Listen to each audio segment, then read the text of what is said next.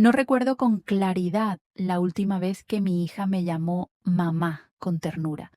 Tal vez fue en su séptimo cumpleaños, cuando me abrazó en la cocina y susurró, «Te quiero más que a nada en el mundo». O quizás aquella mañana cuando ingresó a la universidad y la abracé fuerte en el aeropuerto, sin saber que ese abrazo sería la última frontera del amor incondicional. Pero sí recuerdo con absoluta precisión el día en que me dijo, «Váyase a vivir al basurero. Usted ya no pertenece a mi vida». Ese fue el día en que cumplí 70 años, una madre de 70 años, un contrato de 300 millones de dólares y una frase como una puñalada, dicha por su propia hija. ¿Usted qué cree que hizo? ¿Repartió la herencia como había planeado o la borró del contrato en silencio y comenzó su contraataque? No le quites la vista a esta historia, y si aún no lo has hecho, suscríbete al canal, porque lo que viene va mucho más allá de lo que imaginas. Aquella mañana me desperté temprano como siempre. Preparé té de jengibre y tosté pan con nueces, su desayuno favorito cuando era niña. Había planeado invitarla a firmar el contrato de cesión de derechos, un proyecto inmobiliario que llevé gestando por más de 15 años y que acababa de ser valorado en 300 millones de dólares por un grupo inversor de Singapur. Pensaba cederle el 50%. No porque creyera que lo merecía, sino porque creía que la sangre pesa y que una madre no debería llevarse todo a la tumba. Si aún me estás leyendo, esto apenas empieza. Rachel llegó casi una hora tarde, vestida con un traje caro, con una mirada que recorrió la casa como si fuera un modelo en venta. Ya no había ternura en su voz, ni siquiera me llamó mamá. Solo dijo con frialdad, ¿todavía tienes esas cortinas de encaje? Se ven tan pasadas de moda como esta casa.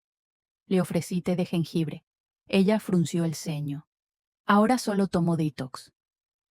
Le señalé el contrato sobre la mesa, junto a la taza aún caliente. Quiero hablarte de esto. Lo hojeó con indiferencia. Leyó 3 líneas y soltó una risita difícil de descifrar. ¿Burla o lástima? ¿Quieres que me una a esto? ¿A ti y tus terrenitos olvidados? ¿Y poner mi nombre en el 50%? Asentí. No necesito conservarlo todo. Solo quiero saber que lo valorarás como lo hicimos tu padre y yo. Empujó los papeles de regreso. Mamá, estamos en el siglo XXI. Nosotros no vivimos de nostalgia. Tengo mi trabajo, mi apartamento. No necesito estos fósiles. Respiré hondo para mantener la calma. No es nostalgia. Solo quiero que entiendas que no viviré para siempre. Y si un día... Mamá, me interrumpió. Si ya te sientes vieja y crees que tienes que dejar algo, mejor dáselo a una ONG o véndelo todo y métete en un asilo. Porque quedarte con esto es como sentarte encima de un cementerio de valor. Y entonces lo dijo. La frase que sé que se quedará en mí hasta el último suspiro. Mamá, váyase a vivir al basurero. Al fin y al cabo, ahí terminan las personas como usted. Se levantó, tomó su bolso y se fue como si saliera de una entrevista aburrida. No me besó, no miró atrás. La puerta se cerró suavemente, pero dentro de mí fue un estruendo. Me quedé paralizada frente a la mesa de roble que George hizo para mí al jubilarse. Los planos, los análisis financieros, los estudios de inversión, todo seguía intacto. Todo lo que construí con medio siglo de esfuerzo fue descartado como un folleto mojado. Pensé en llamarla, decirle que malinterpretó todo, que solo quería verla continuar el legado. Pero recordé su mirada, su tono, y supe que no había nada más que decir. Esa noche abrí los viejos correos. Revisé los contratos que había enviado al abogado del grupo de Singapur. Entré a la cuenta fiduciaria que iba a establecer a nombre conjunto y pulsé eliminar. Reescribí el contrato, esta vez sin su nombre. Agregué una cláusula nueva. El único beneficiario en caso de fallecimiento será el fondo Whitmore Women's Shelter, que proveerá vivienda segura a madres mayores abandonadas por sus familias. Firmé, sin titubear. 3 días después me llamó el director de inversiones del grupo AMK de Singapur. Confirmamos con gusto el nuevo contrato, pero ¿está segura de que ningún heredero desea participar? Respondí con calma. Pensé que sí, pero ella misma se borró del futuro. Ese fin de semana, Rachel me mandó un mensaje, algo forzado. Mamá, perdón si me pasé el otro día. La semana que viene tengo reunión con unos inversionistas de Tokio. Si todavía quieres que firme, mándame el contrato. Apagué la pantalla, fui al cofre, saqué el collar de perlas que George me regaló el día de nuestra boda. Me lo puse. Y al mirarme al espejo, no vi a una anciana abandonada. Vi a una mujer que acababa de perder a la hija en quien había puesto todo su corazón. Llamé a Joseph Fenner, mi abogado de Yale. Joseph, dije con voz firme, quiero transferir la mayor parte de mis bienes a un fideicomiso. Nadie de la familia podrá tocarlo mientras yo viva, y cuando muera, será distribuido con fines humanitarios. Joseph guardó silencio, luego preguntó, ¿estás segura, Margaret? Asentí, aunque no me viera. Más que nunca. 3 semanas después, la prensa publicó, Margaret Whitmore firma contrato de $300 millones con AMK Singapore. No habrá herederos en la operación. Rachel me llamó. Muchas veces. No contesté.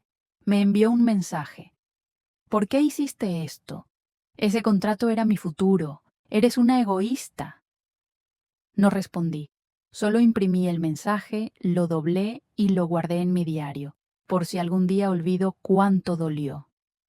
Desde entonces, cada mañana abro la ventana, tomo té de menta y escribo unas líneas en mi cuaderno de cuero. La primera página dice, mi hija me dijo, váyase a vivir al basurero. Pero no supo que fue ella quien enterró lo más hermoso de nuestra relación. Yo sigo viva, pero ya no en un lugar donde se me vea como una carga.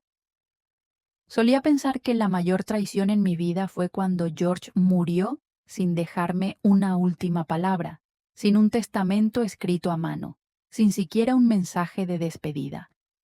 Pero me equivoqué. La muerte silenciosa es más fácil de perdonar que una hija viva que te trata como una firma en la parte inferior de un contrato. Rachel regresó, no para disculparse, sino para arrebatar lo que yo una vez quise darle con amor. Todo comenzó con un correo que parecía inofensivo, enviado a la bandeja de entrada de la empresa que dirijo, Whitmore Legacy y Land Trust. Asunto: urgente. Solicitud de suspensión del contrato número 881-B. Remitente: rachel@ulcapital.org. Entrecerré los ojos. WL Capital. Nunca había escuchado ese nombre. Abrí el correo. El contenido era breve. Representamos a la señora Rachel Whitmore, cofundadora del fondo WL Capital, y solicitamos la suspensión de todos los procedimientos de transferencia de activos relacionados con la propiedad 12P del expediente de colaboración con AMK Singapore, debido a sospechas de información sucesoria incorrecta y disputas de derechos no resueltas con claridad. Firmado electrónicamente, Chase Lindstrom, Escomberes. Me quedé inmóvil. Rachel, mi hija, acababa de iniciar oficialmente un ataque legal contra mí. Llamé a Joseph, mi abogado, con la voz temblorosa. ¿Ella me está demandando? Guardó silencio unos segundos. Luego dijo con voz dura, no es una demanda directa, pero está usando una táctica de bloqueo. Suspender todo para presionar a AMK a renegociar. Me levanté del asiento. Mis manos estaban tan tensas que los nudillos se pusieron blancos. Abrió una empresa solo para anular el contrato que íbamos a firmar juntas. Peor aún, dijo Joseph. WL Capital se fundó exactamente 2 semanas después de que ella saliera de tu casa en tu cumpleaños. El nombre legal es Whitmore Legal Capital Holdings. Está jugando a la política financiera, Margaret. No lloré, no grité. Solo abrí el archivo donde George y yo guardábamos documentos para situaciones imprevistas. Releí el contrato original, ese en el que Rachel y yo aparecíamos juntas como socias. Recordé cómo ella dijo: no necesito ese patrimonio, quédatelo tú. Y ahora, solo porque se enteró de que el acuerdo con AMK estaba valorado en más de $300 millones, regresó como una abogada sin alma, no a compartir, sino a arrebatar. Decidí ir a las oficinas de WL Capital, sin cita, sin aviso. El edificio era de cristal, en una zona tecnológica de reciente desarrollo, moderno, frío, ajeno, como la actitud de mi hija. Llevaba un abrigo beige, sombrero de fieltro y gafas oscuras. Nadie imaginó que era Margaret Whitmore, fundadora de uno de los consorcios de tierras más influyentes de su tiempo. La recepcionista me preguntó a quién deseaba ver. Rachel Whitmore, respondí. Dígale que su madre la espera en la recepción. 15 minutos después, Rachel apareció. Su mirada se sorprendió, pero solo por un instante. Luego volvió a ser esa figura elegante, poderosa y fría. No hacía falta que vinieras, mamá. Podías leer el correo. Me quité las gafas. La miré directo a los ojos. Quiero escucharlo de tu boca. Estás demandando a tu madre ¿por qué? Encogió los hombros. No es una demanda. Solo estoy asegurando los derechos legales de una heredera. ¿Heredera? Acentué cada sílaba. Tú renunciaste a todo. Me dijiste que me fuera a vivir al basurero. ¿Y ahora reclamas derechos de sucesión? No parpadeó. Sigo siendo tu hija. La ley no exige cariño para establecer herencia. Sonreí. Una sonrisa que ni yo reconocí en mí misma. No era burla, era dolor. Usas el apellido Whitmore para fundar una empresa, para firmar en mi contra, ¿y no te da vergüenza? Cruzó los brazos. No tengo nada de qué avergonzarme. Tú me sacaste del contrato. Yo solo estoy reclamando lo que me corresponde. Créeme. La gente pensará que te estás dejando manipular, que estás vieja y confundida. Estoy protegiendo tu imagen. Me di la vuelta. No dije nada más. Pero dentro de mí una decisión ya había sido tomada, no por ira, sino por dignidad. Esa noche, al regresar a casa, abrí la caja fuerte, saqué todos los documentos del fideicomiso y empecé a actuar. Trasladé el control de mis bienes a una empresa fiduciaria con sede en Reykjavik, Islandia, donde la protección de activos es ley sagrada. Autoricé a Joseph a eliminar toda relación financiera con Rachel, cada vínculo, cada póliza, cada fondo. Todo se reestructuró legalmente en 72 horas. Al día siguiente recibí un correo de Rachel. Acabo de recibir notificación del fondo fiduciario. ¿Con qué derecho removiste mis acciones del expediente sucesorio? No respondí por correo. Envié un sobre físico, sin remitente. Dentro, una copia del traspaso internacional de propiedad. En la última página, escribí a mano una sola frase. Una madre puede darlo todo, pero también tiene derecho a recuperarlo, cuando descubre que lo único que le queda es una puñalada en la espalda. Rachel vino a verme esa noche, ojos llorosos, labios temblorosos. ¿De verdad vas a hacer esto? ¿Vas a romper con tu propia hija? La miré largo rato y le respondí: no rompo con mi hija, rompo con la traición. Pensé que lo más doloroso ya había quedado atrás, que después de que mi hija me diera la espalda, me traicionara y me llevara a los tribunales, ya no quedaba nada más que pudiera herirme. Pero la vida no te suelta con una sola caída. El verdadero dolor es descubrir que la grieta no comenzó hoy, sino que llevaba años formándose, en la misma casa que creí mi refugio. Y quien encendió la primera chispa, tal vez no fue Rachel. Lo descubrí por casualidad una mañana de principios de marzo, cuando Boston aún conservaba un leve velo de niebla invernal. Fui al viejo almacén para recuperar algunos objetos guardados: cuadros, cuadernos, unos diarios de cuando era maestra. Nunca imaginé que, en una caja de madera carcomida, encontraría el diario de George, una pequeña caja forrada en cuero oscuro, al fondo de una caja marcada como G. Whitmore, documentos antiguos. Estuve a punto de pasarla por alto, hasta que vi una nota en la parte superior escrita con la inclinación característica de George. No leer si aún estoy vivo. Me detuve. La abrí. Cada línea era como una pequeña puñalada. No porque hablara mal de mí, sino porque escribió cosas que en décadas de matrimonio nunca me contó, cosas que debía haber sabido. 2 de mayo de 1996. Rachel se aleja más de su madre cada día. Me confesó que odia cómo Margaret controla todo, desde las cortinas hasta la elección de su escuela. Quiero proteger a mi esposa, pero también me agota su necesidad de imponer su imagen de madre perfecta. 18 de septiembre de 2002. Rachel no sabe que Margaret rechazó en silencio una beca de arte para quedarse a cuidarla cuando tenía neumonía. Si lo supiera, ¿vería a su madre de otra forma? 4 de noviembre de 2010. Nunca le dije a Margaret que invertí en un fondo de riesgo que fracasó, usando nuestra cuenta de jubilación. Lo oculté y puse el nombre de Rachel como tercera titular para evitar rastreo. Juré que lo recuperaría, pero la culpa me está matando. Me desplomé en el suelo del almacén, aferrada al cuaderno amarillento. George, el hombre que creí íntegro, me ocultó todo eso. ¿Y Rachel? ¿Ella fue la titular de aquella cuenta desde el principio? Pasé las páginas. Me detuve en una frase que me cortó la respiración. Si muero antes, Margaret jamás encontrará la cuenta en las Islas Caimán. Pero Rachel sí.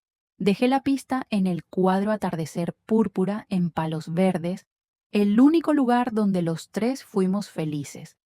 Corrí a casa. Fui directo al cuarto de los cuadros antiguos. Ahí estaba, la pintura que George hizo en 2007 tras nuestras últimas vacaciones juntos. Le di la vuelta al marco, una pequeña lámina de papel aluminio sellada con cera. La abrí con cuidado. Dentro, una hoja fotocopiada, una serie de números, el nombre de un banco extranjero, códigos de acceso iniciales. Envié todo de inmediato a Joseph. Tardó 4 días en confirmarlo. La cuenta en las Caimán seguía activa, a nombre de George Whitmore y Rachel Whitmore. ¿El saldo? 42.2 millones de dólares, de una inversión inicial de solo 5 millones. George no perdió el dinero, lo escondió, y la única que lo sabía era mi hija. Llamé a Rachel. ¿Sabías sobre la cuenta en las Caimán? Silencio. Estás registrada como titular desde 2010. Te quedaste callada todos estos años. ¿Por qué? Entonces me dijo algo que me hizo sentir como una extraña en mi propia historia. Porque papá dijo que tú la arruinarías, que ibas a gastarla en cosas sin sentido, como bibliotecas, casas históricas o museos, que yo sabría convertirla en algo real. Colgué. No lloré. Pero dentro de mí algo se derrumbó más profundamente que nunca. No solo me traicionó mi hija, me excluyeron del círculo de confianza las 2 personas que más amé. No dormí bien durante 3 noches, hasta que una mañana, frente al altar de George, encendí un incienso y dije: George, si realmente creías que yo no merecía saberlo, hoy te pido perdón. Pero si dejaste todo a Rachel sin darme la oportunidad de entender, te equivocaste. Y voy a corregir ese error. Empecé a actuar. Pedí a Joseph que presentara una solicitud de congelamiento de la cuenta en las Caimán, alegando una disputa sucesoria aún sin resolver. Como esposa legal y sin testamento de por medio, tenía derecho a exigir una revisión. Mandé la solicitud al representante bancario en Zúrich, la sede reguladora. Contraté una agencia de investigación en Estados Unidos para rastrear todos los movimientos de esa cuenta en los últimos 10 años. Y descubrimos que Rachel había usado 2 millones para fundar WWL Capital, dinero de su padre, dinero de la familia, dinero nunca revelado. Una semana después, Rachel apareció en mi puerta, sin anunciarse, sin abogado. ¿Qué quieres, mamá? ¿Dinero? La miré directo a los ojos. Quiero que pares, que dejes de llamarme carga, que dejes de pisotear el legado de tu padre y que dejes de pensar que el dinero es lo que te hace persona. Rachel soltó una risa seca. Siempre vives en el pasado, pero olvidas que papá también creyó en mí, más que en ti. No respondí, solo dije, si de verdad crees que papá te eligió a ti en lugar de a mí, entonces mira lo que tienes hoy y pregúntate, ¿por qué quien aún lo conserva soy yo y no tú? Solía creer que la venganza era un acto de los débiles que querían parecer fuertes, pero después de ser traicionada por mi hija, de descubrir que mi difunto esposo me ocultó dinero durante décadas y de ver cómo cada pedazo de confianza era desgarrado, entendí algo. A veces, resistir no es vengarse, es sobrevivir. Y para una mujer de 70 años como yo, sobrevivir no es solo respirar, es conservar la dignidad, los recuerdos y el nombre que grabé en cada viga de esta casa. Después de aquel enfrentamiento silencioso, no volví a contactar a Rachel, no bloqueé su número, no envié cartas, no hablé con la prensa, solo empecé a recoger, en silencio, con frialdad, pero paso a paso. Sabía que Rachel no se detendría. Para ella, perder imagen es perderlo todo, y quienes se aferran al poder como modo de vida no se rinden, solo cambian de táctica. Tenía que anticiparme. Contacté a alguien que Rachel jamás imaginaría, Maggie Holt, antigua amiga suya, compañera en la Facultad de Derecho en Cambridge, con quien rompió lazos sin explicación. La cité en el viejo café donde George y yo celebramos nuestra primera exposición artística. Maggie me miró con cierta reserva, pero cuando le mostré el extracto de la cuenta en las Caimán con el nombre de Rachel, junto con pruebas de que había sido asesora legal de WL Capital durante su primer año, su mirada cambió. ¿Quiere arrastrarme a esto? No respondí directamente. Solo saqué una nota escrita a mano por George, con su caligrafía inclinada tan familiar. Si algún día me voy, Maggie sabrá qué hacer. Ese papel estaba dentro del diario que encontré en la caja de George. Al principio no entendí, pero ahora sí. 3 días después, Maggie me envió un informe confidencial, casi 70 páginas, desglosando la estructura financiera de WL Capital. Había irregularidades que me dejaron sin aliento. Rachel había usado el nombre del fondo para retirar dinero de la cuenta en las Caimán durante 5 años consecutivos. Lo reinvirtió en empresas fantasma controladas por ella y un grupo de socios. Y lo peor, había indicios de lavado de dinero a través de proyectos ficticios, incluyendo una supuesta inversión de $10 millones en un centro tecnológico virtual inexistente. Maggie fue clara. Si esto sale a la luz, Rachel puede perder su licencia, ser investigada por evasión fiscal e incluso enfrentar cargos penales. Guardé silencio unos segundos. No quiero verla en la cárcel, solo quiero que detenga todo, para siempre. Entregué el informe a Joseph, mi abogado de confianza. Quiero transferir todo mi patrimonio a una entidad internacional. Ninguna persona, ni siquiera mi hija, debe tener acceso. Joseph asintió. Estableceremos un fideicomiso independiente. Lo manejará un consejo supervisor neutral, sin relación familiar. Todo derecho de Rachel sobre herencias, fondos o contratos previos quedará anulado. Firmé, sin temblar. Al mismo tiempo, me mudé discretamente de la casa familiar. Nadie sabía dónde estaba. Desactivé la ubicación del iPhone, cambié a un celular básico, sin aplicaciones. Visitaba el banco a las 7 de la mañana y me iba antes de que abrieran los comercios. Sin fotos, sin ruido. Pero con cada paso, el poder se deslizaba fuera de las manos de Rachel. Al día 14, ella finalmente lo notó. Envió correos desesperados, llamó, escribió. Todo quedó en silencio, hasta que un día apareció en la sede de la fundación, donde yo aún figuraba como presidenta honoraria. Justo cuando firmaba mi renuncia, escuché murmullos desde el vestíbulo. La señora Rachel Whitmore exige hablar con usted. Salí. Por primera vez en años, Rachel no llevaba labios rojos ni vestidos Dior. Solo era una chica con ojos hinchados y voz ronca. ¿Qué estás haciendo? Estás destruyendo mi futuro. La miré.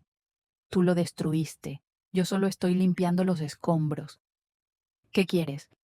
¿Que me arrodille y te pida perdón? No respondí. Me di la vuelta. Pero antes de irme, dejé caer una frase. Me dijiste que viviera en un basurero, pero nunca supiste que tu corazón era el vertedero más profundo de todos.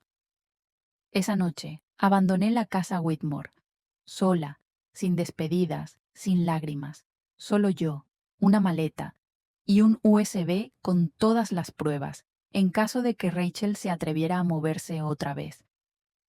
Alquilé un pequeño apartamento en las colinas de Palos Verdes con vista al mar. Lo llamé el Estudio Verde, un lugar donde solo existimos yo y la libertad.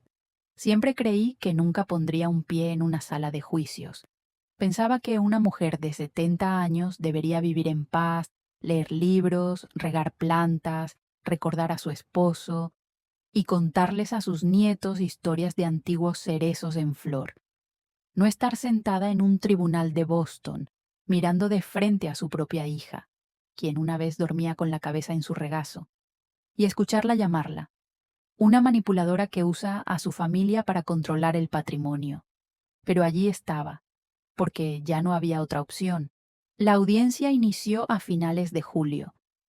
Parte demandante, Rachel Whitmore, representada por Chase Lindstrom y la firma WL Capital. Exigían anular mi control sobre el fideicomiso, restaurar el derecho hereditario de Rachel como hija legítima, investigar mi capacidad legal reducida por edad avanzada. Me mantuve en silencio ante las acusaciones, pero Joseph, mi abogado, no. Su señoría, la señora Margaret Whitmore, no solo tiene plena capacidad legal, sino que ha sido víctima de una cadena de abusos financieros, falsificación de documentos, lavado de dinero y manipulación emocional por parte de la demandante. El ambiente se volvió tenso como una cuerda al límite. Rachel se sentó frente a mí, fría, sin mirarme una sola vez. La primera testigo, Maggie Holt. Entró con una camisa blanca, el cabello recogido y un informe de 150 páginas. Un análisis financiero de WL Capital.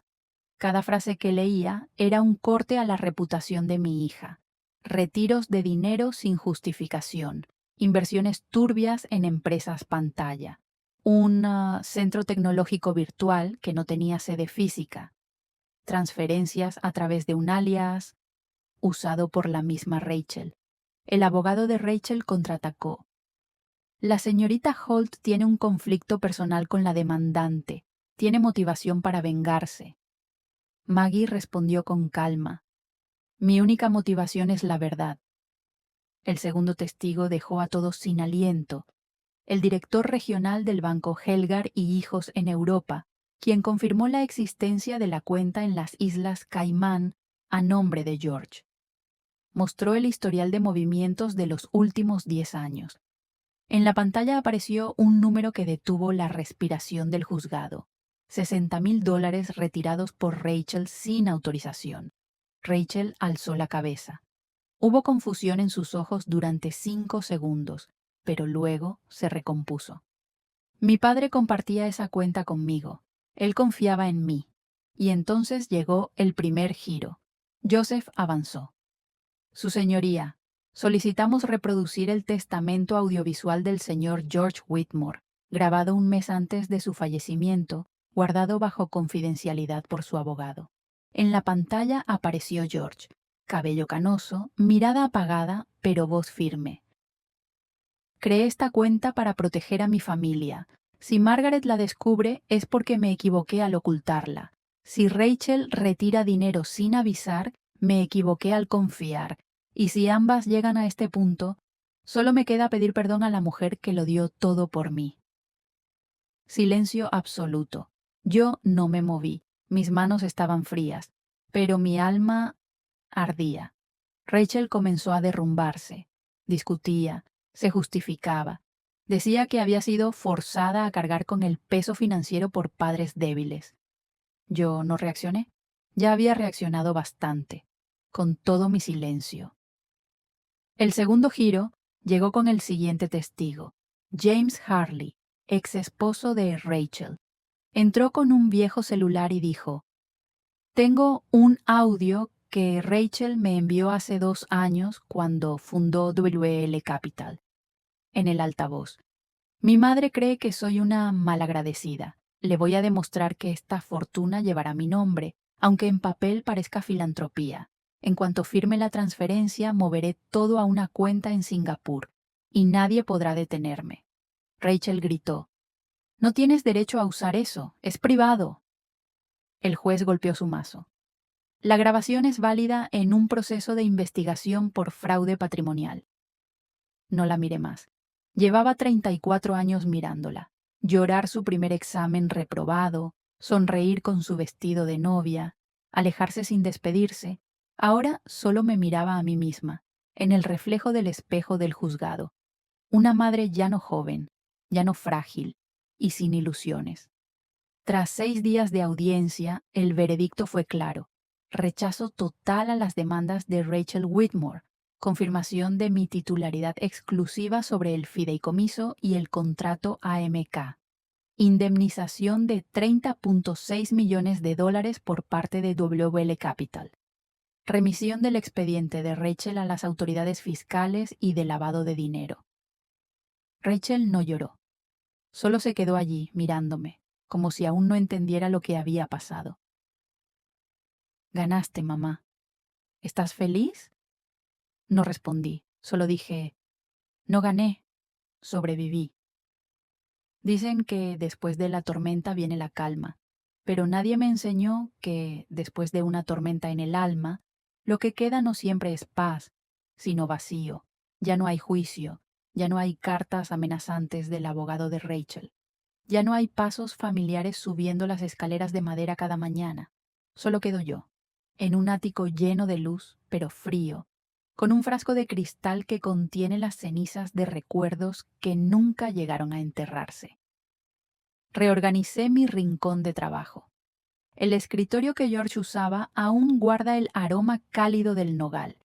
Encima coloqué una foto vieja, Rachel, con 7 años, la cara llena de crema de pastel, sonriendo entre mis brazos abiertos y los de George. Alguna vez fuimos una familia, no perfecta, pero sin mentiras, o al menos eso creía. Ha pasado casi un mes desde el juicio. No he llamado a Rachel. Tampoco he contestado ninguna llamada. Mi nuevo número está bajo custodia legal de Joseph. Nivel de seguridad máxima. Solo lo conocen 3 personas: Joseph, Maggie y Lucas Thorne. Lucas es el único a quien permití entrar en este silencio tras todo lo ocurrido. Me visita cada jueves por la tarde con pan de linaza y un libro viejo, uno diferente cada vez. Hoy le traigo cartas nunca enviadas. ¿Lo ha leído ya? No, pero ese título suena a dolor. A veces el dolor es solo un recordatorio de que fuimos sinceros. Volví a escribir, no para atacar, no para quejarme, sino para recordar. Cada mañana escribo un párrafo corto, como este. Día 12 después del juicio. Aún no sé por qué Rachel no lloró. O tal vez sí lloró, pero ya no había nadie que la viera. Día 15. Abrí la biblioteca vieja. Había una carta entregada a mano, sin remitente. La letra temblorosa decía: si me equivoqué, puedes decírmelo, pero no cierres la puerta. No respondí. No sé si esa carta era realmente de Rachel o solo un soplo del pasado colándose por debajo de la puerta, pero la guardé.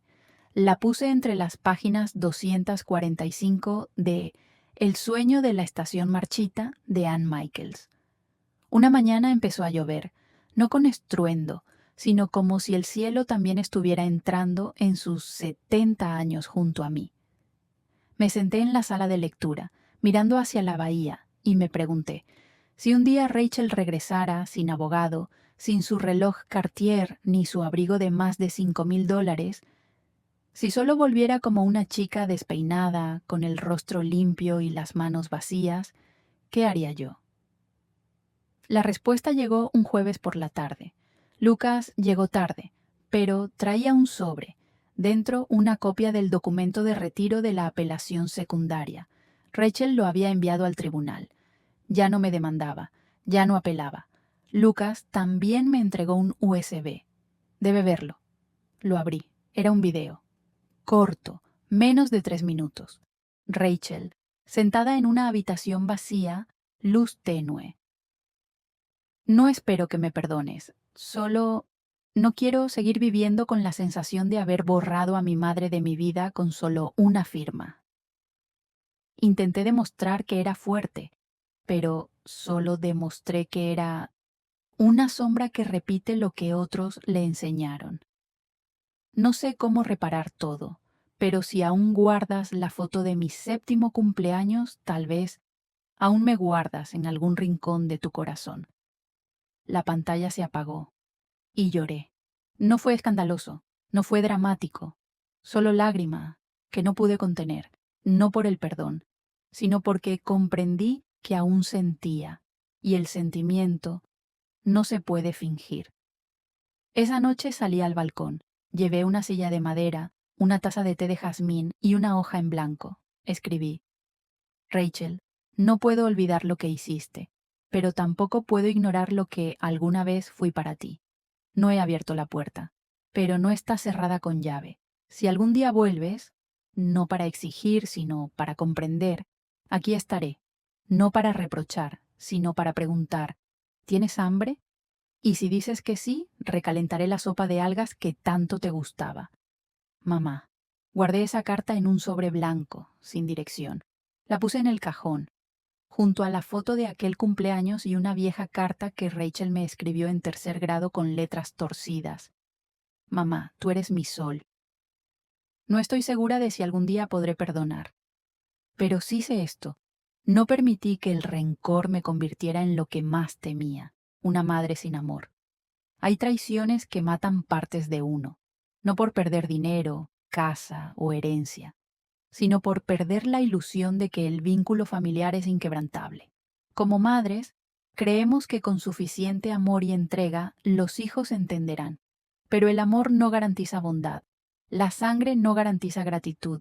Margaret no sobrevivió por ser la más astuta, sobrevivió porque no permitió que la ira la arrastrara al fango del odio.